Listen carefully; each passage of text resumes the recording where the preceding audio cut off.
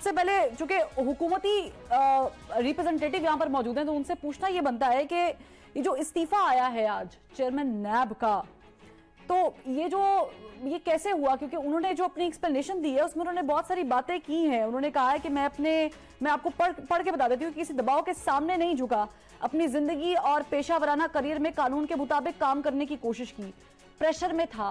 किस किस्म के प्रेशर में थे वो? बिस्मिल्लाहिर्रहमानिर्रहीम।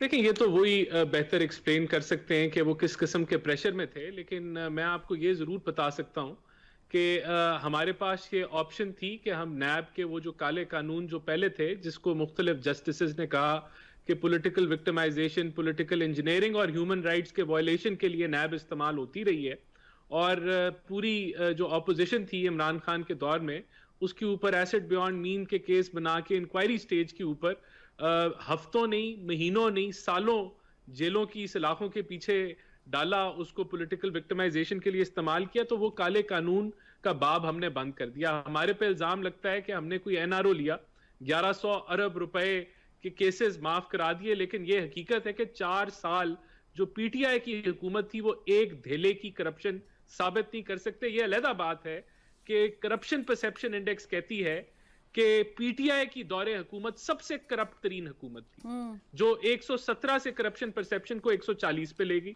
और जिसको हमारे दौर में सबसे कम हुई पाकिस्तान की तारीख में करप्शन परसेप्शन इंडेक्स। तो ये अलहदा तो मैं समझता हूं कि उन्होंने अगर इस्तीफा दे दिया, उनकी पर्सनल वजूहात होंगी। अगर हमने प्रेशर डालना होता, अगर हम लोगों ने नैब के काले कानून इस्तेमाल करने होते तो हम कर लेते, हमारे लिए कोई मसला नहीं था। हमने उस बाब को बंद किया, हमने उस रास्ते को नहीं इख्तियार किया। और आप लेकिन अगर एहसान साहब वो बिल्कुल ठीक काम कर रहे थे, सब कुछ बिल्कुल ठीक ठाक चल रहा था, तो फिर ऐसे में इस्तीफा आना, फिर ऐसे में स्टेटमेंट आना और फिर फौरी तौर पे इस्तीफा कबूल भी हो जाना, ये सवाल तो उठता है इस चीज पर। और इसके साथ साथ फिर आप डेट भी, टाइमिंग भी देखें कि इमरान खान साहब को तोशाखाना में बुला भी लिया 9 मार्च को, आज ही के दिन। फिर जो शाहिद खान अब्बासी वाला केस था उसमें उनके जो है वो जो वारंट जारी हुए थे, फिर उस पर भी वो मुअत्तल हो गए। तो ये टाइमिंग बड़ी मैटर करती है, इस्तीफा, फिर उसके बाद तोशाखाना, और फिर साथ में शाहिद खान अब्बासी वाला प्रेशर आना। देखिए, शाहिद खान अब्बासी वाला प्रेशर का तो जवाब मैं आपसे और अपने दोस्तों से लेना चाहूंगा कि इमरान खान के लिए तो वारंट नहीं आता गिरफ्तारी का।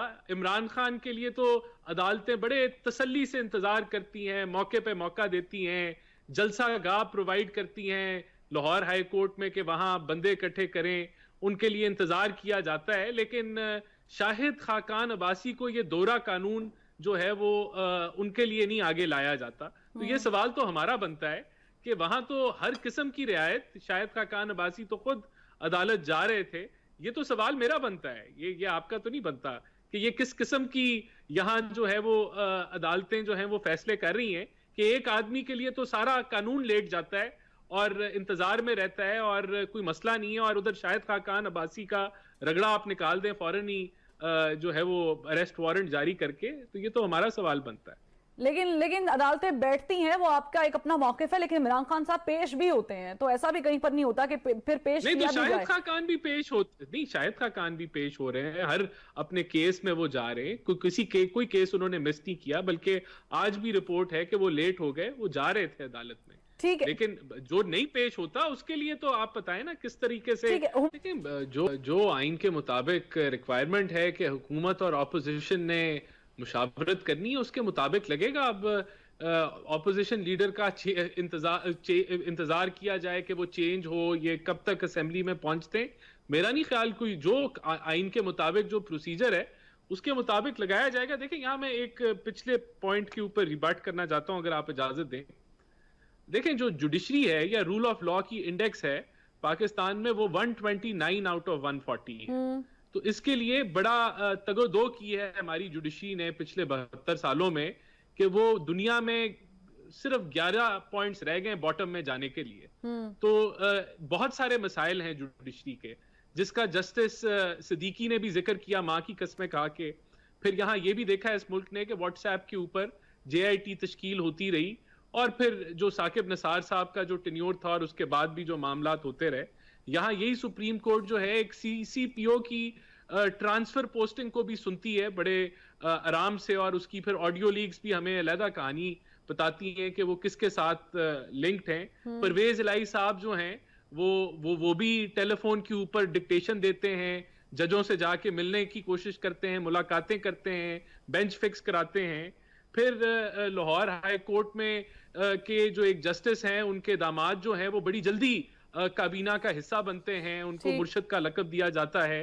तो ये सारे मामलात भी जो हैं ये हकीकत है। और ये आप प्रेज कर रहे हैं या शिकवा शिकायतें कर रहे हैं? नहीं, मैं प्रेज कर रहा हूं कि जी ये जो दबाव की बात भट्टी साहब कर रहे थे, ये परवेज इलाही साहब कौन सा दबाव हमने कहा था परवेज इलाही साहब को कि आप जजों से जाके मिलें, और ये पीएमएलएन या हुकूमत वक्त दबाव डाल रही थी, या जो बेंच फिक्सिंग हो रही थी, या ये जो सारे मामलात मैंने आपको बताए हैं ये हम कर रहे हैं। ये चीजें देखें, अवाम देख रही है। ठीक है, लेकिन एहसान साहब, चेयरमैन नैब के मामले में आप पीटीआई को वेलकम करेंगे अगर असेंबली आते हैं वो लोग? तो आप उनको अगर वक्त में आ गए तो जरूर उनको। नहीं, वक्त उन्होंने अपना मुझे डिफाइन कर दे, वक्त की क्या डेफिनेशन है? किस वक्त आ जाए? अभी आज रात को आ जाए, कल सुबह आ जाए, क्या करें? ये तो देखें, मेरे ख्याल से नए जो चेयरमैन की अपॉइंटमेंट है उसका तो काम अब से शुरू हो गया होगा। तो अगर वो पहुंच जाते हैं वक्त में और अपना ऑपोजिशन लीडर बनवा लेते हैं, कोई मूड है ऑपोजिशन लीडर का ओहदा देने का पीटीआई को जो वो मांग रही है? ये तो उनके दम पे है ना जी, आके बना ले। नहीं मतलब क्योंकि आप लोगों के वक्त पे भरोसा नहीं ना। अब आज बैठे हुए टीवी पे कह रहे हैं कल सुबह मैं उठूं अखबार खोलूं पता चले चेयरमैन नैब लग गए हैं। नहीं देखिए, हमने तो नहीं बनाना ना इनको ऑपोजिशन लीडर, इन्होंने अपने दम पे बनना है, आके बन जाए और फिर मुशावरत का हिस्सा बन जाए। ठीक। देखें, अगर कोई कानून तोड़ेगा तो उसके खिलाफ कानून के मुताबिक कार्रवाई होनी चाहिए, ना उससे बढ़ के होनी चाहिए, ना कम होनी चाहिए। लेकिन जिस तरह का कानून यही तो पूछना है कि क्या कानून तोड़ेंगे, क्या करेंगे? एहतजाज ही करेंगे ना? नहीं, ये तो देखें, तो एहतजाज पे तो कोई अरेस्ट नहीं होता, और एहतजाज अगर उसकी इजाजत ली जाए तो फिर तो बिल्कुल भी कोई अरेस्ट नहीं होता। तो ये तो अब इन पे है ना, डिपेंड करता है कि ये कैसे जेल भरेंगे। कोई कानून तोड़ेंगे, कोई एग्रेशन दिखाएंगे तो अरेस्ट होंगे, बिला वजह तो नहीं होंगे। और अगर एहतजाज की इजाजत लेके एहतजाज करेंगे तो तब अरेस्ट भी नहीं होंगे। तो ये तो अब अगर उन्होंने कोई एहतजाज की इजाजत तो आप लोग देंगे नहीं, वो तो एहसान साहब आप देंगे नहीं। फिर देखें, इजाजत लेके देखें तो एहतजाज अगर ये परेड ग्राउंड में करना चाहेंगे तो इजाजत मिल जाएगी, लेकिन अगर ये सड़कें ब्लॉक करने की कोशिश करेंगे तो फिर कौन सी हुकूमत है जो सड़कें ब्लॉक करने की इजाजत देती है? तो ये तो अभी पता चलेगा कि क्या इनका प्लान क्या है, और उसके मुताबिक फिर हुकूमत जो है वो अपना लाएअमल तैयार करेगी। देखें, एक छोटा सा मैं पॉइंट अगर मुझे इजाजत दें, यहाँ दहशतगर्दी के पर्चे मरियम औरंगजेब पे भी, अता तारड़ पे भी कटे।